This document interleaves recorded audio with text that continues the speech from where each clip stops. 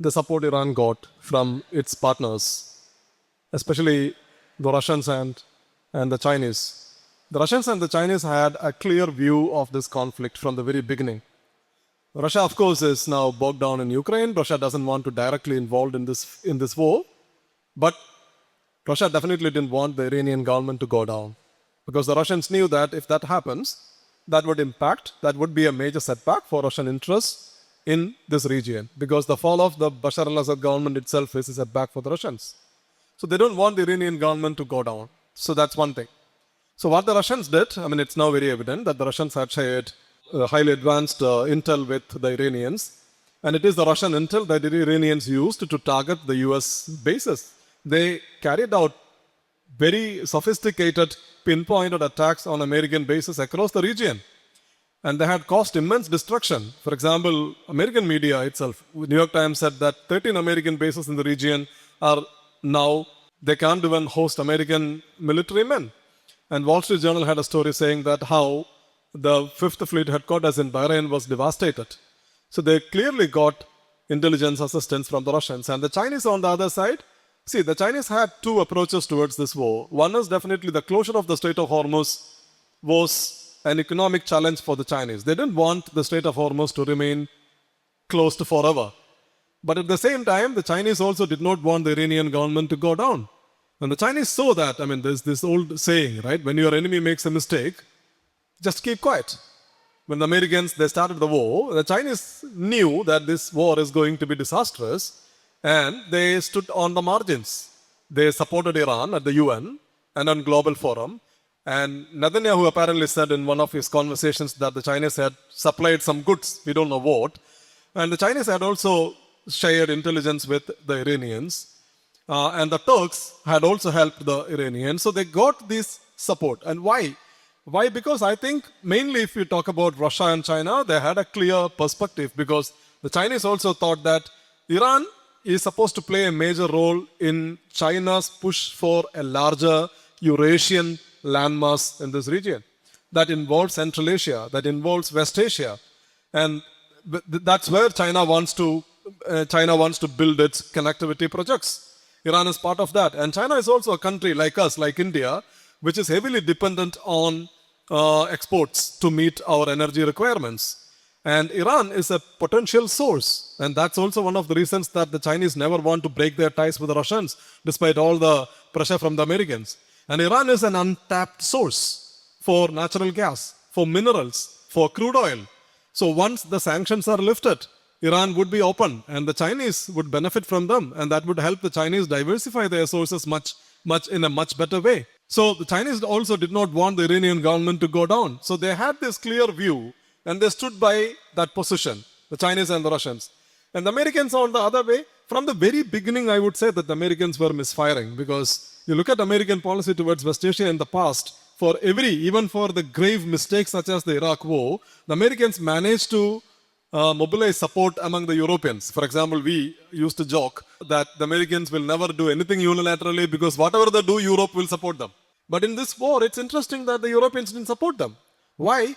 Because Trump himself was busy imposing tariffs on all these countries, on all his allies, and he was attacking NATO, and he had alienated most of his allies. And he went to this war without consulting with anybody. And then he suddenly demanding everybody, he wanted Macron to send his ships, he wanted Starmer to send the aircraft carrier. No, Europe clearly stood out. So they were not convinced by this war. And I think they were also not convinced that this war is going to produce any desirable outcome. So on the one side, you saw Iran getting support, not only from China and Russia, but also from Hezbollah opened a new front. And that Hezbollah opened a new front means Israel was basically tied on the Hezbollah side, even when the war was happening with Iran. And so Iran got support from its allies on one side, and on the other side, it was a US-Israel axis that primarily drove the war. Jeffrey Epstein's files and its relation in this war. It's quite interesting. I think everybody needs to know it. The answer is I don't know. I mean, there are all kinds of theories. I want to talk about the non-nons. No, what we know, I would like to talk about that. So this we don't know, so I don't want to speculate. It could be, you never know. Tucker Carlson, for example, says that this could be one of the reasons. The American podcaster. I don't know. I mean, I think it's established that Trump has very close ties with Jeffrey Epstein. Wall Street Journal had produced the letter Trump had written for Jeffrey Epstein, right? So that's a fact that he had close ties with Epstein. So whether he started the war to move the public attention from the Jeffrey Epstein, I don't know. I don't think the Israelis want the Epstein files to pull an American president into a war. They have the lobby.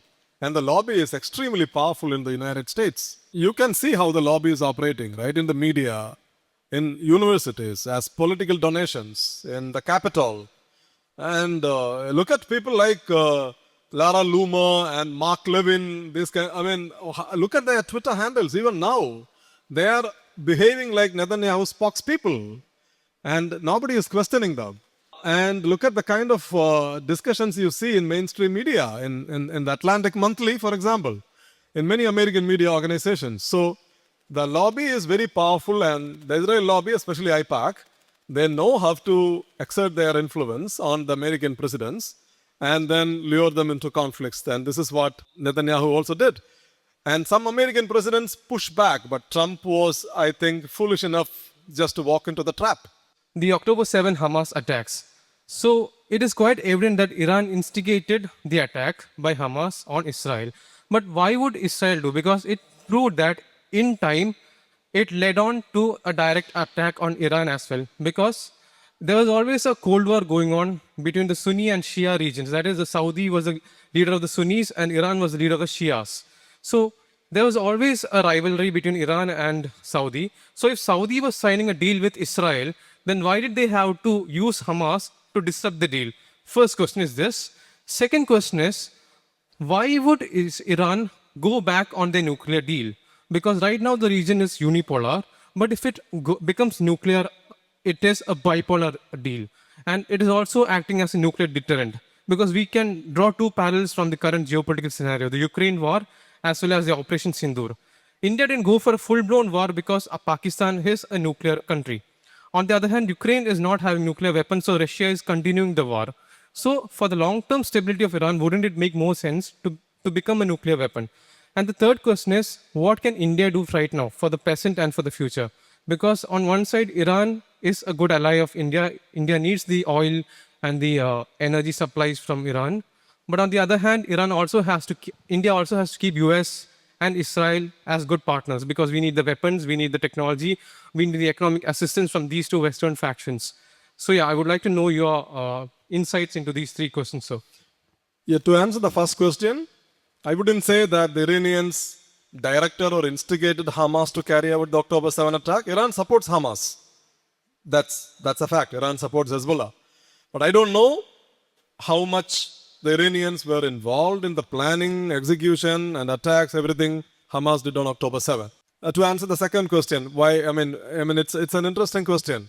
I think the Iranians, I'm also trying to understand this when things develop in front of us. I think the Iranians look at it this way. They want to become a nuclear threshold state without making the bomb. So that if they ever come under a nuclear threat, they can quickly make one bomb. So they want to attain the technical know-how, the capacity to make a bomb without making a bomb. And that bit, that without making a bomb, or the decision not to make the bomb now, they want to use that as a trait to get sanctions relief. Because they desperately need sanctions relief. They wanted to join the global economic mainstream. Because just look at Saudi Arabia and Iran. Everybody says Iran is an oppressive country which oppresses its women, which is bloodthirsty, ruled by bloodthirsty mullahs, clerics, etc., etc. And nobody says any of this about Saudi Arabia. I'm always surprised why. In Saudi Arabia, women started driving cars in 2018, after I wrote my PhD. But nobody talks about Saudi Arabia. So there are two reasons. One, Saudi Arabia is an American ally. So nobody wants to badmouth Saudi Arabia. Nobody wants to talk about human rights in Saudi Arabia. That's one thing. And then two, Saudi Arabia is ready to live with the norms set by the Americans and the Israelis in this region, while the Iranians stay outside this region. And since there are no sanctions on Saudi Arabia's economy continues to grow.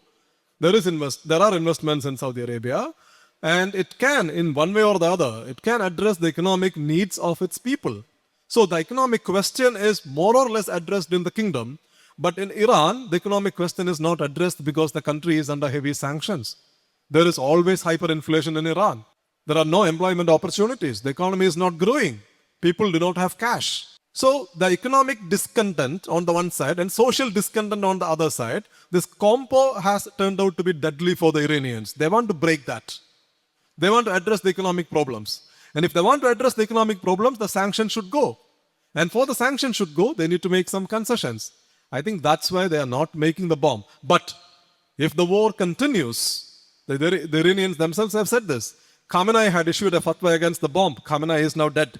So if the war continues, if Iran is attacked again, there is a high possibility that Iran's nuclear doctrine could change. There is a very high possibility. So that's why I believe that Iran will not give up its nuclear enrichment right. Iran will not give up its highly enriched uranium. It would like to keep it. It would like to keep its nuclear plans, but it would declare that it will not make the bomb, and it would use that declaration to trade for economic benefits. And the third question is about India. I think the best way for India is to restore the balance in our foreign policy towards West Asia, because the balance is now broken. Right? The balance is broken because we are seen as tilting towards the Israelis. So that, I think the Indians made a bad bet before the war. The Prime Minister was in Israel on Thursday. The war began on Saturday.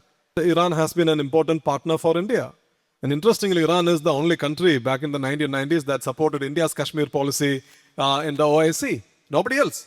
It's because of Iran's veto that one OIC resolution did not make it into the UN Security Council. So, and not just that, we have invested $500 billion in Chabahar. And Iran can also be a gateway for us to Central Asia, bypassing Pakistan. Pakistan is your rival.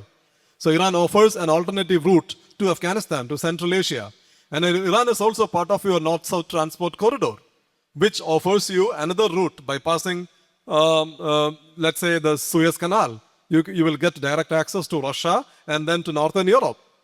So it's an important country, right? We are talking about geography today. Oil you can buy, let's say, if you are not getting it from Iran, you can buy it from Iraq. But geography you can't swap. So Iran is an important country. Indian policymakers should always keep that in mind. But unfortunately, what you are seeing today is a tilt towards Israel, which I personally don't believe is helping India's foreign policy interests. So you need to fix that tilt. You need to restore the balance. So mainly one of the major red lines in the MAU is Lebanon.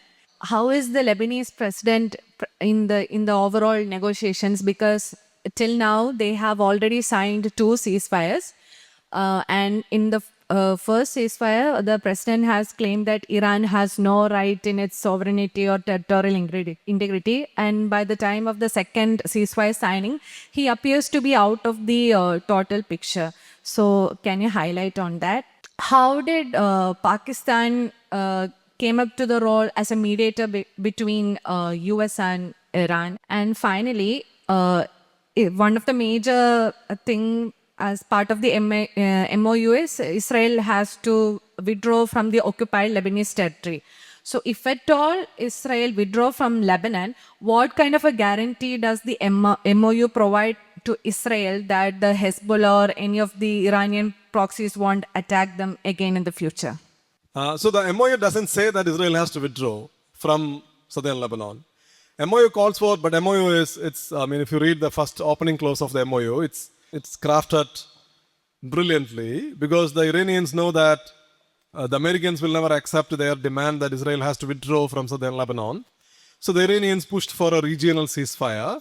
So the MOU says that the ceasefire has to come into force across the fronts, including in Lebanon. It says, including in Lebanon, which means there has to be a ceasefire in Lebanon. And the first clause also says that Lebanon's sovereignty and territorial integrity should be respected. What does it mean? It means Israel should get out of Lebanon, right? Otherwise, how will you respect the territorial integrity if you have 20,000 troops in southern Lebanon? It's not going to happen. So that's how the MOU has been, the first clause of the MOU is written. But definitely the Iranians want the Israelis to leave Lebanon. But the Lebanese Prime Minister, as well as the President, Michael Aoun, so for them, they look at Hezbollah, at least the current Lebanese government, they look at Hezbollah as the main problem. So they kind of agree with the Israelis as well as the Americans that they need to, the Lebanese government, Israel and the United States should come together. That's what they call the trilateral agreement. Come together and then force Hezbollah to disarm. So the Lebanese government, as part of the trilateral agreement, the Lebanese government kind of accepted the American deal that the Israeli troops can stay in what they call the security zone. Okay? So the problem here is that Hezbollah says that, what you call a security zone is an occupied land. So as long as there are Israeli troops in southern Lebanon, Hezbollah says they will continue to fight. If Hezbollah continues to fight, there is not going to be a ceasefire. If there is not going to be a ceasefire, the MOU is not being implemented. If the MOU is not being implemented, the Strait of Hormuz is not going to be reopened. So that means Iran is going to have its grip on the Strait of Hormuz. Iran can always say that you are not implementing the Lebanese part of the MOU. Then why do you ask me not to impose tolls on ships passing through the strait? So Lebanon is an integral part of the MOU, but the Israelis do not want to leave southern Lebanon. Right? They don't want to leave southern Lebanon. You never know, they might leave after 10 years, 15 years, because they once took over southern Lebanon in 1982. And in 2000, they had to leave Lebanon because of Hezbollah's resistance. And Hezbollah, all said and done, is not going to go anywhere. So the trilateral agreement has also triggered a new problem for the Lebanese government. There is violence, protests, everything is going on in Lebanon at this point of time. And Hezbollah is not going to disarm itself. And they are not going to stop fighting the Israelis. And the Israelis are not going to withdraw from southern Lebanon immediately. So this Lebanon will keep the pot boiling. Okay? And the second question was about Pakistan, the role of Pakistan as a mediator. It's very interesting that Pakistan never had very good ties with Iran. Just a couple of years ago, Pakistan was bombed by Iran. Iran had launched missiles into Pakistan. Do you remember the story? And the Pakistanis retaliated because the Iranians claimed that Pakistan was supporting the Baluchi nationalists who are in Iran. They get support from the Pakistani military. And when the Pakistanis were supporting the Taliban in the past, the Iranians were with the Mujahideen government. We, the Indians, the Iranians, Russians, we all supported the Mujahideen when the Pakistanis were bankrolling the Taliban. So, there has never been good ties between these two. But it's interesting that post-Operation Sindoor, Pakistan is trying to reinvent itself as an international player. They used Operation Sindoor to rebuild their ties with the United States first, right? Because Munir as well as Shehbaz Sharif, they said that Trump is a peacemaker, he stopped a nuclear war, they even nominated him for the Nobel Peace Prize, etc., etc. Things that India can never be able to say. But they did. So they are using that to rebuild ties with the United States. And once this war broke out, and also in between they had signed a strategic defense partnership agreement with the Saudis after the Israelis bombed Qatar in September 2025. The Israelis bombed Qatar and the Saudis, they invited the Pakistanis, they signed an agreement with the Pakistanis. So that allowed Pakistan to play a larger role in West Asia. So on the one side, they are rebuilding ties with the United States. On the other side, they are playing a much bigger role in West Asia. And on the third side, the Iran war opened a new opportunity for them. Because the Pakistanis, the war is detrimental for them. It's detrimental for us as well, but we did nothing. But the Pakistanis, actually, the price rise, etc., was affecting them very badly. They are already grappling with hyperinflation. They wanted the war to bring to an end. That's one thing. Secondly, they sensed an opportunity to mediate between the Iranians and the Americans. So if the war is brought to an end and they manage to bring in a ceasefire, which means Pakistan will be in the good books of both the United States and the Iranians. India's reluctance to play a bigger role diplomatically and the tilt in India's policy that is in favor of Israel, I think also allowed Pakistan to play a bigger role as a mediator to reach out to the Iranians. Because the Iranians looked at India, you didn't even condemn the assassination of Khamenei. You didn't condemn the Americans torpedoing IRS Dana of your waters, right? And you were in Israel just 3 days before the war. So let the Pakistanis do the play. So that also allowed the Pakistanis to play a bigger role in the whole thing. So Pakistan stands to gain diplomatically, for sure. So you just happened to say that Trump was foolish enough to get into this war immediately, especially. So my doubt is, very recently Trump was able to coordinate a very perfect intelligence attack or kidnap on sovereign nation like Venezuela. So what exactly happened with Iran, even with all the CIA intelligence and Mossad spies actively present in Iran? Did he miscalculate, or was he too overconfident, or was he pressurized to this war by Israel? One thing is, Iran is not Venezuela. It's geographically different, ideologically different. It's a deeply entrenched state, ideologically rooted state, and they are not going to go away quite easily. Maybe Trump definitely miscalculated, but he thought this is going to be as easy as Venezuela. He thought the Iranian government is a hated government. This is the story the Mossad sold to Trump. I think even CIA itself was skeptical about the war.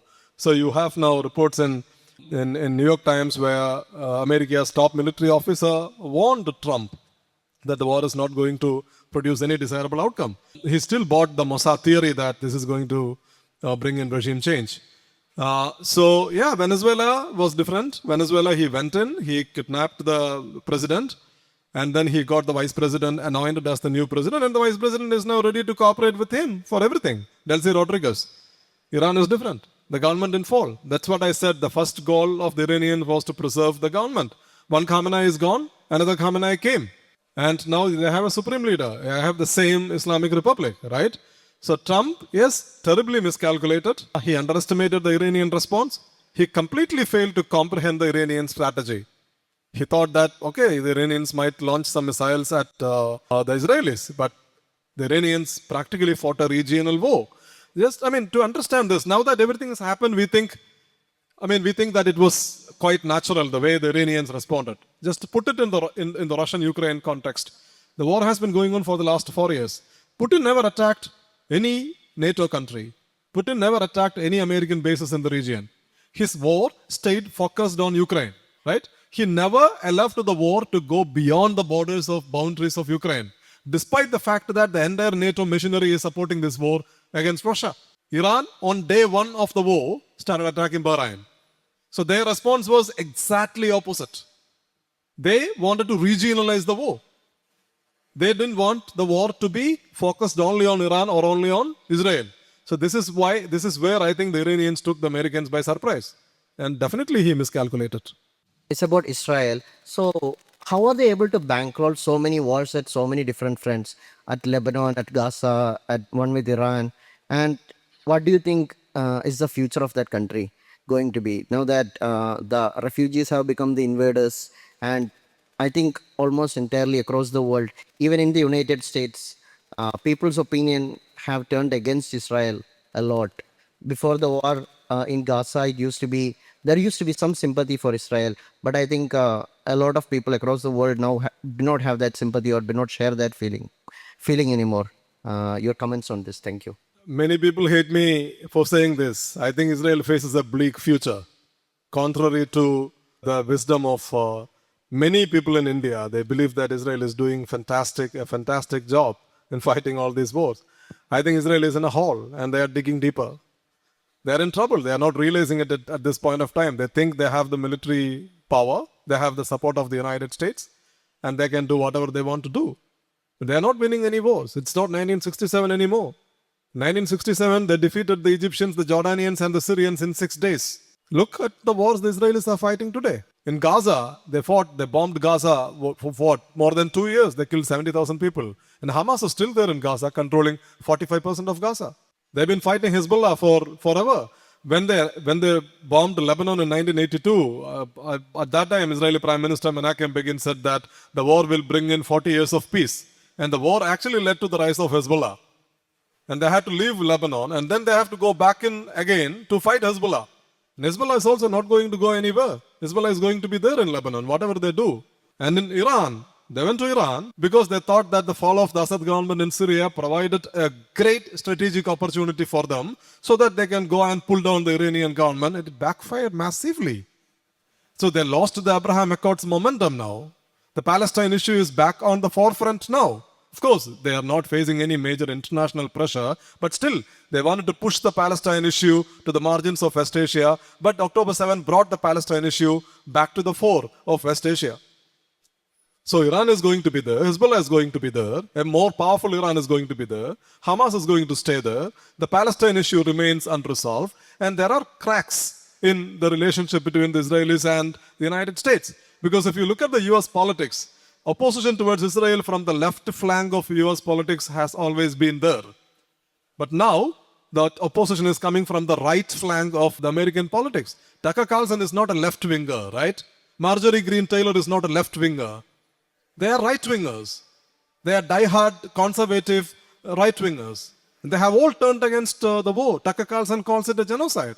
So there is a very strong opposition from within the MAGA movement. You look at the statements made by J.D. Vance, who could be the next president of the United States. J.D. Vance is articulating a very strong anti-Israel position in American body politic. So there are strains in ties with the United States. They are not winning their wars in their immediate neighborhood. And why Israel manages to continue to fight all these wars? Thanks to the United States. Netanyahu can say that he is thinking about a future where the United States, where Israel doesn't have to depend on the United States. Come on. Everything is coming from the Americans. Everybody knows that. They spend some $4 billion every year. It's coming from the United States. All the American advanced weapons are shared with the Israelis. So the US support, I mean, it's not just military support, it's not just political support, it's also the diplomatic support. Israel is not facing any sanctions. Israel is not facing any pressure to reopen its own nuclear facilities. UN doesn't impose any sanctions on the Israelis, all because the United States is there as a wall to protect the Israelis. If that wall is broken, Israel will stand exposed towards all kind of problems. So Israel is, yes, they have the military power, they continue to fight, but still, I think the future of that country is bleak.